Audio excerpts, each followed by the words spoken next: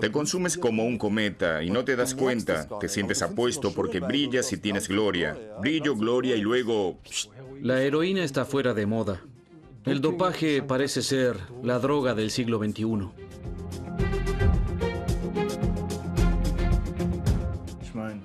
Lo que quiero decir es que para tener un cuerpo así, quizás haya que entrenar 2 años, pero no quiero esperar tanto tiempo. Una consecuencia, en especial en los hombres, es el encogimiento de los testículos. Estas son organizaciones criminales muy bien organizadas. Son verdaderas empresas. Empresas ilegales. Para mí, personalmente, el mal uso de medicamentos en el deporte recreativo es un problema social notablemente más grande que el clásico problema de dopaje.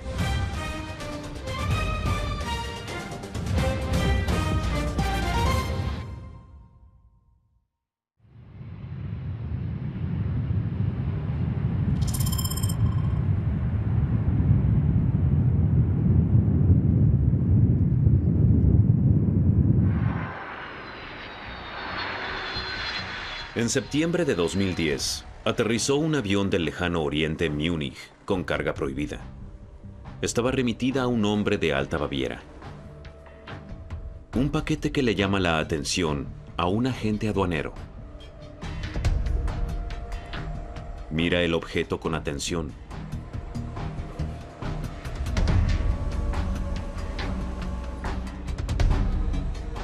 Adentro se encuentran ampollas de vidrio con un polvo sospechoso. Resulta ser melanotan 2, un bronceador y afrodisíaco. Una sustancia usualmente consumida por fisicoculturistas y que no puede ser vendida en Alemania. Los funcionarios se deciden a dejar pasar el paquete. Creen que están sobre una pista caliente.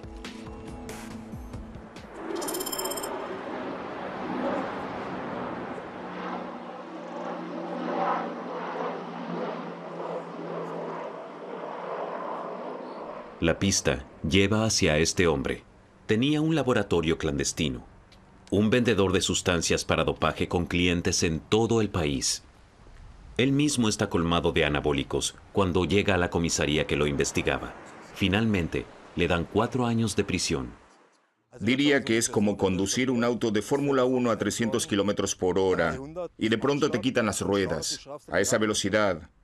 Mira lo que pasa cuando derrapas a esa velocidad.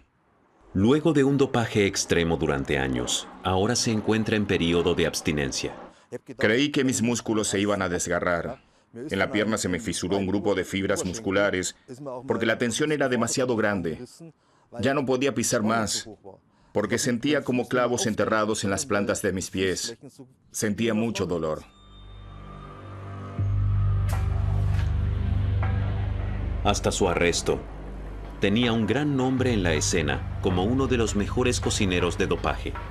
Al principio, producía solo para él, pero luego también para otros. En el sótano, en su laboratorio, que los investigadores recién encuentran cuando él les indica dónde buscar. El picaporte es un gancho de ropa. Con eso se abre una puerta magnética secreta. Los investigadores encuentran detrás de eso materia prima para anabólicos, pastillas y varios aparatos especiales. En sí estaba contento. La presión era grande y era mucho para mí. Yo soy de esos que ante la presión se esfuerzan más, pero estaba al límite.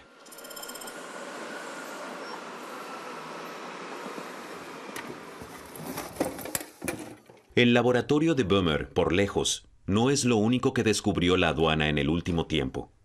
Cada par de meses hay redadas. Estas evidencias son de un caso particularmente espectacular. NPP. Ein Rückholben mit Magnetröhre. El laboratorio que tenemos aquí es solo una parte. Es uno de los 3 más importantes que descubrimos en la Oficina de Investigaciones de la Aduana de Múnich en el último año. Un par de utensilios y un nombre pegadizo para la marca alcanzan aparentemente para ser exitoso. El nombre es Scorpion, Detrás de él hay un hombre de la zona de Baja Franconia que producía grandes cantidades de anabólicos, con materia prima de China. Según las evidencias disponibles y la evaluación de las mismas, se concluye que era un negocio lucrativo, también a escala internacional. El tema tráfico de dopaje preocupa a las autoridades cada vez más, año tras año. La cantidad de investigaciones penales de la aduana en el área de medicamentos aumentó drásticamente, de menos de 500 en el año 2006 a 2.500 en el año 2014. La proporción de delitos por dopaje aumentó anualmente y actualmente es mayoría entre todos los casos. El motivo: la increíble fácil preparación. Uno se imagina algo grande cuando dice laboratorio clandestino de anabólicos, pero ya encontramos laboratorios que entran en un armario.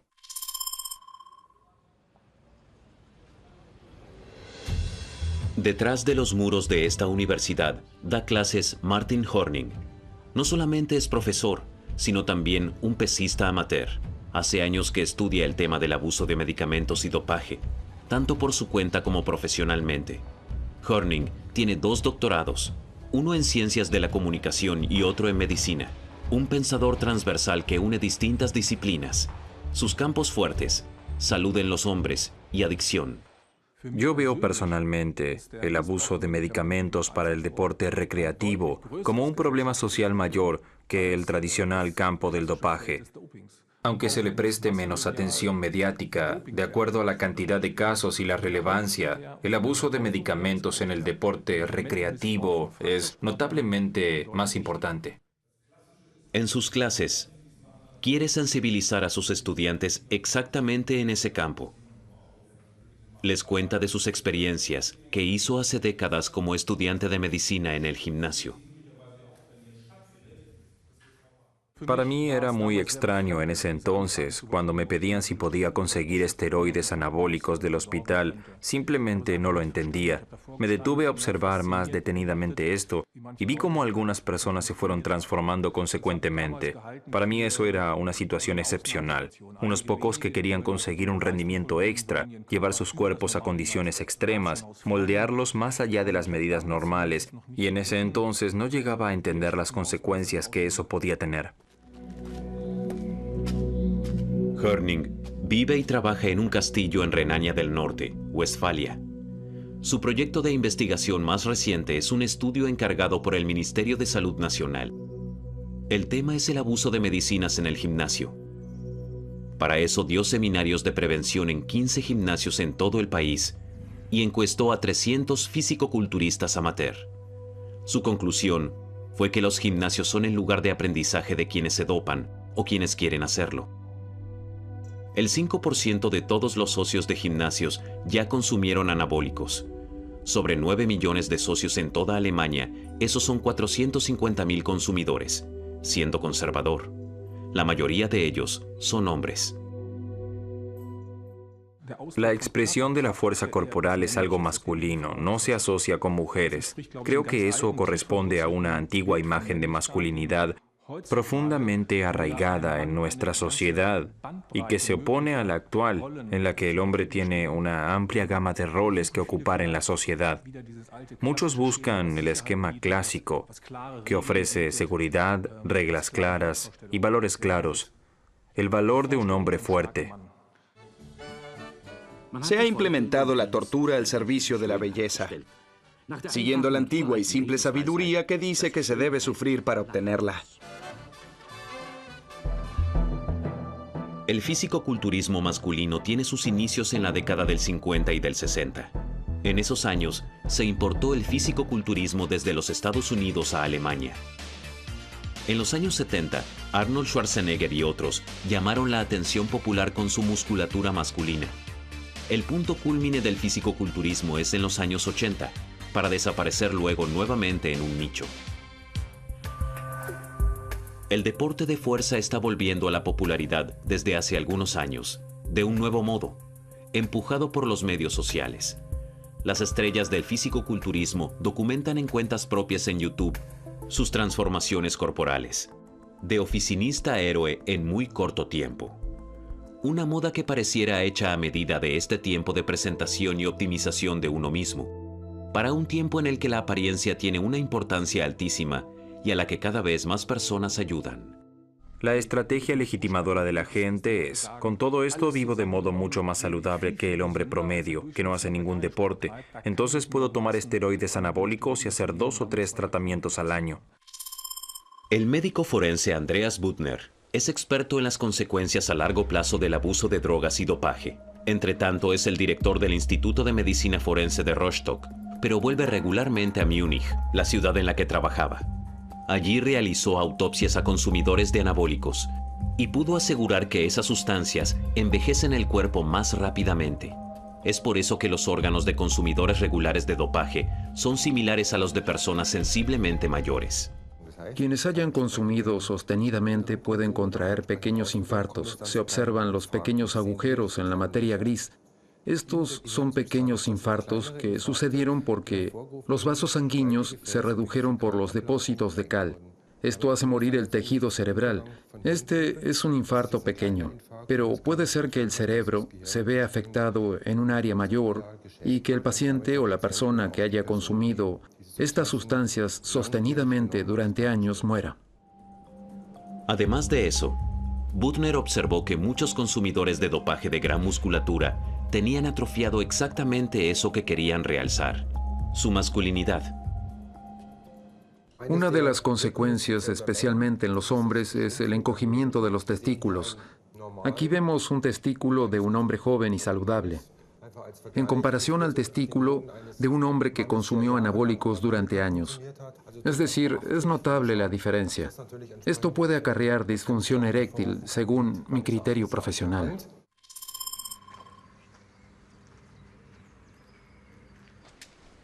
En la zona del Ruhr vive Jörg Borgesson.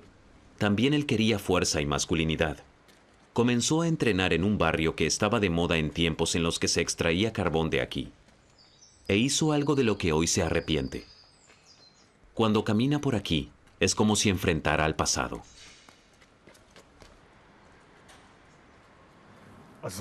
Fue un gran cambio en mi vida cuando comencé a entrenarme. A mediados de los 80 abrió este gimnasio. Aquí aún se ven los vestuarios donde están los grafitis en las ventanas. Esa es la habitación en la que recibí mis primeras sustancias de dopaje del traficante. La zona del Ruhr en los años 80 era la meca del boom de la fisicultura. Estas imágenes son del gimnasio en el que Jörg entrenaba y se preparaba para su primera competencia. El gimnasio tuvo un impacto como de una bomba en el vecindario. Al cabo de un año, invitaron a nuestro ídolo, que todos conocíamos de las revistas de fisicoculturismo por sus seminarios de entrenamiento y alimentación. Pero de dopaje nunca se habló. Cuando nos encontrábamos en el vestuario, allí me dieron mis primeras pastillas sacadas de un bolso de entrenamiento. Ten, prueba esto, me dijeron. Y yo nunca me puse a pensar si producían algún tipo de daño al cuerpo. En su juventud, se sentía débil y excluido. No podía participar de ningún deporte por su asma. Pero Borgesson pudo superar todo esto con el fisicoculturismo. Yo realmente pensaba que podía parar una bala. Me sentía verdaderamente invencible, que podía alcanzarlo todo. Y eso es algo que nadie me podía quitar. ¿Cómo se llega a eso y todo lo demás se deja de lado? Ya sean dolores, ya sean encuentros con traficantes, todo eso fue dejado de lado. Durante años, consumió sustancias de dopaje en exceso, todo un cóctel de medicamentos. Sobre las consecuencias, recién pensó cuando cruzó los límites durante un entrenamiento. Hace días que venía teniendo fuertes dolores de cabeza y en las últimas 2 o 3 repeticiones me salió un verdadero chorro de sangre de la nariz. La sangre brotaba como de una fuente. Ese fue el primer instante en el que pensé que algo no estaba bien. Una primera señal de alerta y el comienzo de una larga historia clínica. En ese entonces vivía prácticamente al lado del gimnasio con su esposa e hijos. Ellos también viven el desmoronamiento de cerca. Depresiones, fuertes dolores y lo peor, la masculinidad inducida se le vuelve en contra. Ya pasaron 16 años de esto y recuerdo perfectamente a mi hijo parado frente a mí diciéndome: «Papá, ¿eres un hombre o una mujer?». Poco después, pasa por la mesa de operaciones. La enfermedad se llama ginecomastia, es decir que la testosterona se convierte en hormona femenina. La consecuencia, creciente tejido mamario que solo puede ser retirado por operación. Los riesgos son enormes, y sin embargo, el negocio de los músculos y las sustancias de dopaje están en auge. Los gimnasios tienen un rol importante en todo esto. Esto vale particularmente para las grandes cadenas. Por ejemplo, para el líder del mercado, McFit, que cuenta con más de 1 millón de afiliados en todo el país. Entrevista telefónica con un antiguo miembro de la dirección. El hombre quiere mantener el anonimato. Dice que el dopaje es un tema omnipresente en McFit. Yo les di a los servicios de limpieza la clara instrucción de nunca apretar los papeles del cesto con la mano al vaciarlo, que siempre lo hagan con algún otro objeto, ya que puede ser que alguien tire una jeringa. También se encuentran jeringas delante de los gimnasios. El hombre dice que las condiciones para los traficantes de sustancias de dopaje y los consumidores son ideales en McFit. Los gimnasios están abiertos 24 horas y los profesores están desde las 8 de la mañana hasta las 10 de la noche. Luego uno puede estar solo o con muy poca gente en el gimnasio y puede hacer prácticamente lo que quiera. Y respecto de los aparatos provistos por McFit, tienen pesas de hasta 50 kilos. Eso atrae a una clientela que verdaderamente quiere entrenar más allá de los límites. Muchos de ellos consumen algo.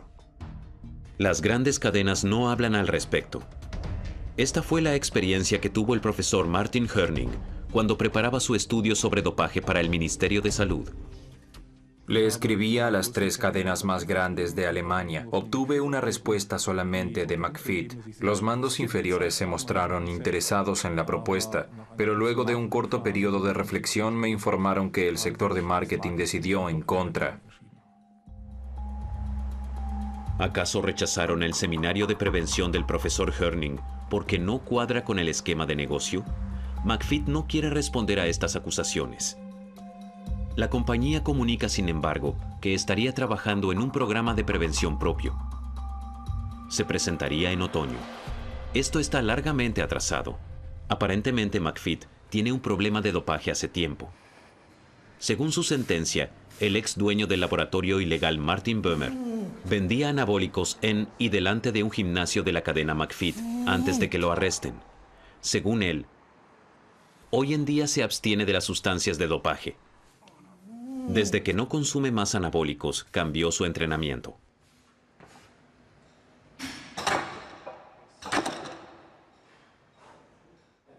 Hoy entrené con 180 kilos. Hice 3 repeticiones con Simon detrás de mí por seguridad. Antes entrenaba con 280 kilos y 14 repeticiones yo solo. Hay una diferencia, y llegué a levantar 360 kilos también solo, porque tenían claro que fuera o no posible, yo iba a hacerlo. Hoy tiene menos fuerza y está contento por eso. Antes tenía más fuerza de la que podía soportar su cuerpo.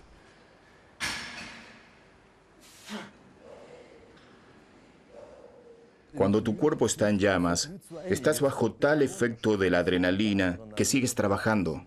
Terminas con tus repeticiones, por más que el hombro ya no esté a donde debiera estar. Y ahí se rompen más cosas. El tendón del bíceps se corta, el manguito rotador se deshace. Entonces te abren todo el hombro y en 5 horas de operación intentas reparar lo que haya que reparar, pero ya eres un lisiado. Pero entonces seguía igualmente. Tan solo los investigadores pudieron detenerlo. El tráfico de sustancias de dopaje tiene cada vez mayores dimensiones. Es por eso que en 2009 se fundó en Múnich una fiscalía con foco en delitos de dopaje. Ya hubo más de 700 sentencias desde su fundación y casi siempre se trata de deportes populares. La base para el trabajo de los investigadores es la ley antidopaje, que rige desde finales del año 2015. Esta ley prohíbe producir sustancias de dopaje, comercializarlas, distribuirlas o prescribirlas. Además, se pena la posesión de sustancias en cantidades no menores.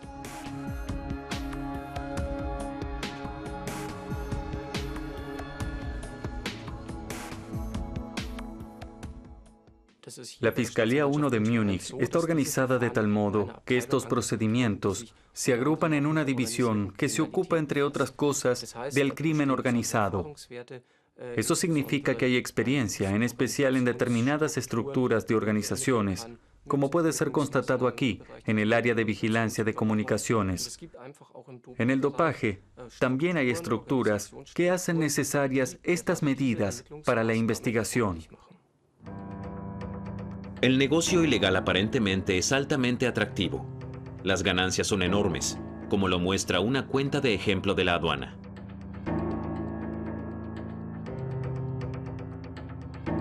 Con testosterona como materia prima por 200 euros e implementos por 300 euros, se pueden producir hasta 500 ampollas. Con un precio de venta de 40 euros por unidad, se pueden facturar 20.000 euros. Luego de cubrir los 500 euros de costo, quedan 19.500 euros de ganancia, un margen aún mayor que en el tráfico de drogas.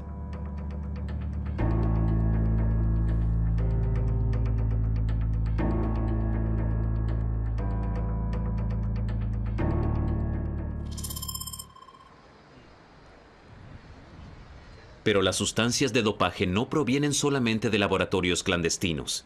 En la capital serbia se radica una compañía cuyos productos están inundando el mercado negro en Alemania, según los entendidos. La ex corporación estatal yugoslava Galenica hoy es una empresa deficiente, altamente endeudada y sacudida por escándalos de corrupción. Galenica es el fabricante de estas pequeñas ampollas de vidrio. El nombre del producto es Testosterone Depo. Contiene 1 mililitro de solución con 250 miligramos de testosterona. Galenica produce cerca de 500.000 de ampollas por año. La testosterona también requiere prescripción en Serbia. Lo que ocurre con los productos una vez que abandonan la fábrica ya no es responsabilidad de la empresa, según la directora de producción. Se aclara, sin embargo, para qué no debe usarse el preparado. En el prospecto que viene con el producto, dice claramente que esta droga no está pensada para el desarrollo de la masa muscular ni para mejorar las capacidades corporales en personas saludables. En la descripción, también se menciona que Testosterone Depo puede dar resultados positivos en pruebas de dopaje en deportistas. Pero ¿cómo es que llegan tantas ampollas al mercado negro alemán? Él es el responsable de evitarlo. Pavle Selic, de la Agencia Serbia de Seguridad de Medicamentos, está constantemente en contacto con la aduana y los investigadores, no solamente en Serbia, también en el extranjero, para contener el tráfico de drogas por la ruta de los Balcanes. Hay un gran problema, porque son redes criminales muy bien organizadas, verdaderas compañías ilegales que cuentan con todos los medios para llevar la mercadería de un lado al otro, encontrar compradores y promocionarla. Eso también sucede en el transporte por camiones. El conductor simplemente lo guarda en la cabina y baja la cantidad correspondiente allí donde se necesita. Funciona igual que el tráfico de cigarrillos. El modo de hacerlo, los caminos de tráfico y también la venta a los revendedores funciona parecido al tráfico de cigarrillos. La frontera entre Serbia y Hungría está a tan solo 3 horas en auto de Belgrado. Si los agentes aduaneros no encuentran sustancias de dopaje aquí, normalmente no las encontrará nadie. Gracias al libre tránsito de mercaderías por la Unión Europea, llegan los preparados sin problemas a Alemania.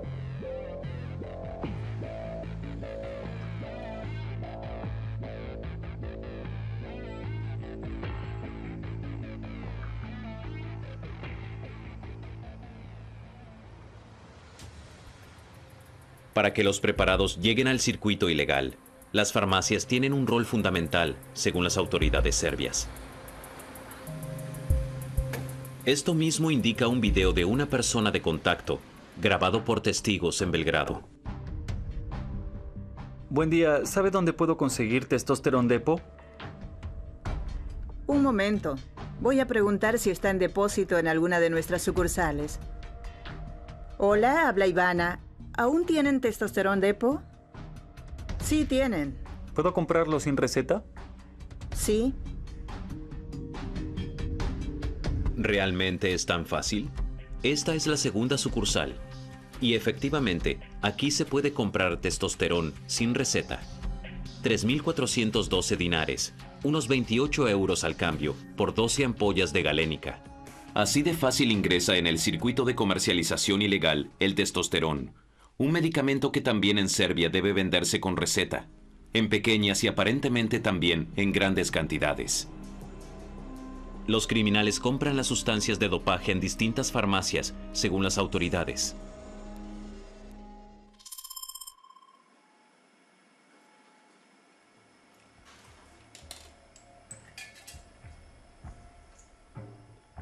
En Kreischa, Sajonia, se encuentra uno de los 2 laboratorios de dopaje en toda Alemania acreditado ante la Agencia Internacional Antidopaje, la WADA.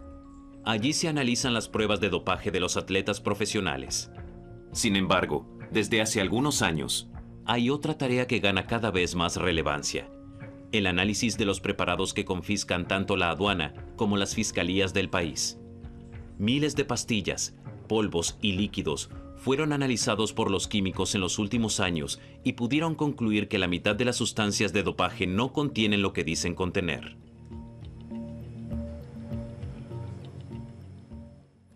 En el mercado negro hay un porcentaje altísimo de adulteración, aproximadamente entre el 40 y el 50%. Cualquier cosa puede ser una adulteración. Típicamente hay otros agentes activos en los preparados además de los declarados. Es bastante común encontrar cócteles en lugar de agentes activos aislados.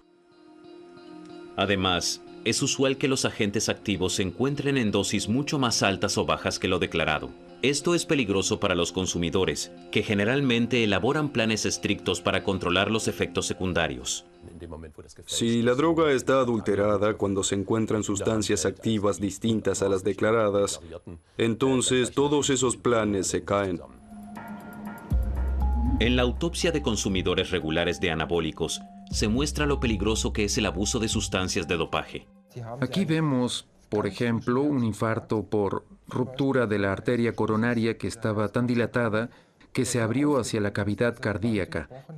En este caso se trató de un consumidor de anabólicos, un hombre de 45 años, del que hay que decir que es un caso bastante grande y dramático, por supuesto, que como consecuencia sufrió un infarto repentino. Es una suerte trágica, para ser muy honesto. De haberse tratado, habría tenido una vida maravillosa, con las posibilidades de recuperarse. Es dramático ver esto como forense.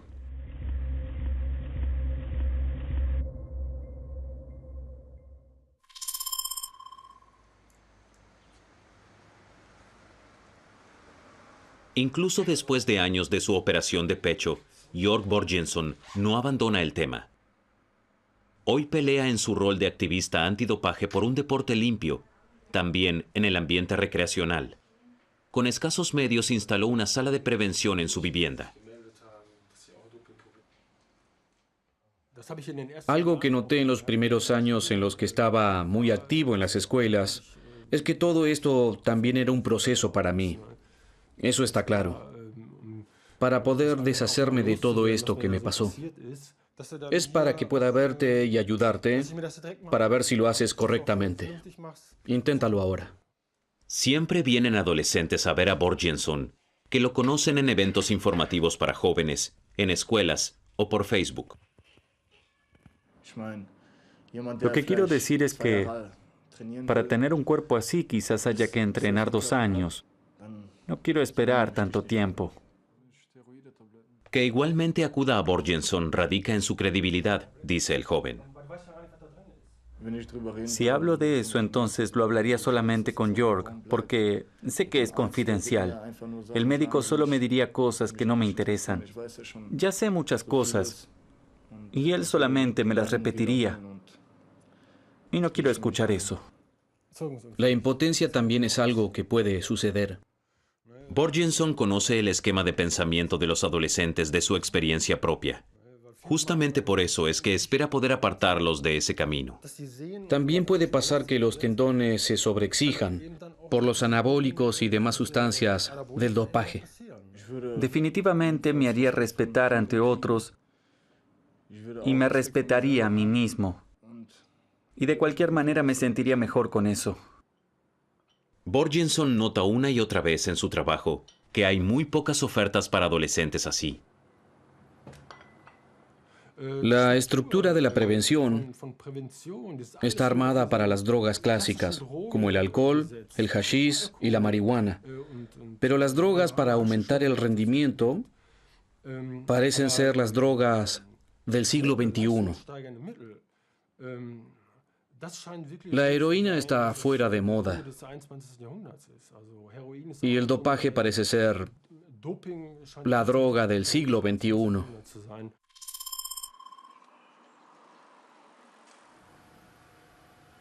Esto también lo percibió el ex dueño del laboratorio ilegal Martin Bumer cuando estaba en prisión. En ese tiempo escribió un libro, el cual está revisando y quiere publicar en breve. Al escribirlo, se asustaba una y otra vez de sí mismo.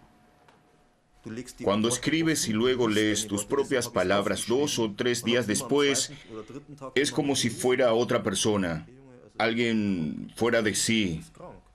Es una locura realmente, porque conscientemente te pones a prueba, al límite. Lo traicionero del consumo de dopaje es que no se nota el decaimiento corporal por fuera durante mucho tiempo, en contraste a los cristales de metanfetamina, la droga asesina. Es una fuerte adicción que proviene de la sensación de rendimiento. Te gusta esa sensación, te gusta tu imagen en el espejo. A los adictos a la metanfetamina les dicen que su cuerpo se pudre. Ves imágenes en las que todo se destruye, la piel se abre, los dientes se caen. Pero mira a un físico-culturista. Un físico-culturista puede estar destruido por dentro, el hígado, los riñones, todo puede estar dañado. Pero la imagen que da es fabulosa, te ves extraordinario. Queremos rendir. Esta es una meritocracia. ¿Y qué se ve mejor que la potencia cuando uno es un atleta? Hoy lo sabe, las sustancias de dopaje pueden ser como drogas. Traen daños a la salud, dependencia psicológica y también corporal. También hay problemas con la interrupción en el consumo de testosterona. Eso quiere decir que cuando alguien termina con un tratamiento, tiene un funcionamiento hormonal bajísimo. Estos hombres caen en un pozo hormonal si no se hace nada.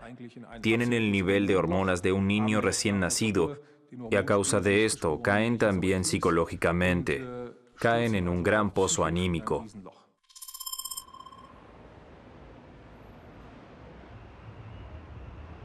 El dopaje es un serio problema social en muchos países de Europa, con tragedias individuales y con consecuencias a largo plazo que pueden causar elevados costos al sistema de salud. ¿Qué se puede hacer sin criminalizar al consumidor? En Dinamarca se encontró un camino. Allí hay agentes de control de la Agencia Nacional Antidopaje, como Jacob Talerufus, que viajan miles de kilómetros todos los años para controlar y aconsejar a gimnasios en todo el país. Vamos a un gimnasio y vamos a hablar con el personal, probablemente con alguien de la recepción o con el gerente, y les preguntamos si tienen algún desafío o hay algo con lo que les podemos ayudar. Luego de eso, revisamos el gimnasio y vemos si hay socios que aparenten estar usando sustancias de dopaje. Ese día, tienen en agenda un gimnasio en Copenhague. En la visita lleva este bolso. Contiene vasos para muestras de orina y un equipo de testeo. Controlamos a los socios según su aspecto. Si son excesivamente musculosos, vemos si tienen manchas en la piel o un cuello demasiado musculoso. Si alguien tiene este músculo de aquí demasiado desarrollado, podría estar tomando esteroides. El gimnasio pertenece a una gran cadena. Como la mayoría de los gimnasios en Dinamarca, tiene una etiqueta en la puerta con un símbolo muy particular. Este es un smiley. Está regulado por ley que los gimnasios que trabajan con nosotros tengan pegado un smiley sonriente en la puerta. Los gimnasios que no trabajan con nosotros reciben un smiley triste. El agente conversa en cada visita con el personal. Pregunta si vieron cosas sospechosas últimamente. Explica cómo se reconoce a los consumidores y a los vendedores y deja sus datos de contacto. Luego, una vuelta por el gimnasio.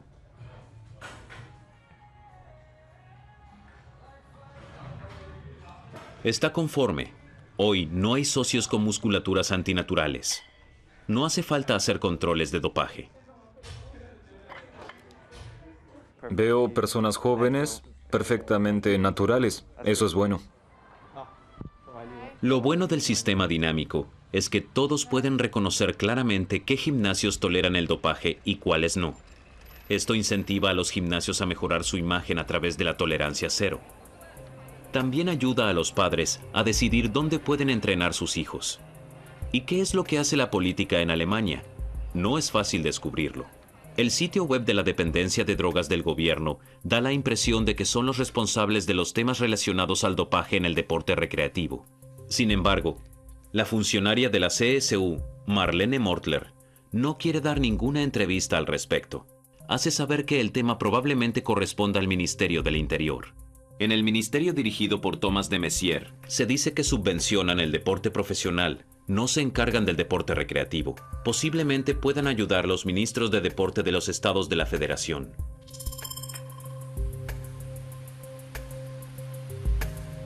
El ministro del Interior bávaro, Joachim Herrmann, también es responsable de deporte. Admite que el foco en el tema del dopaje está exclusivamente en el deporte de alto rendimiento. La política aún tiene que abarcar al deporte recreativo. Debo decir honestamente que no estoy seguro de cómo está la situación. La cantidad de casos comprobados hasta el momento se mantiene controlada. Tampoco creció demasiado en los últimos años. Igualmente, no creo que ninguno de nosotros pueda dar una real apreciación sobre cuánto es ese número incierto, cuánto hay en el mercado que aún no fue descubierto.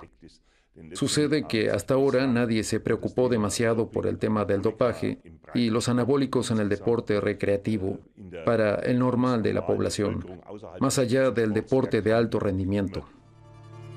Sin embargo, la política debería estar enterada de que el problema es relevante hace tiempo.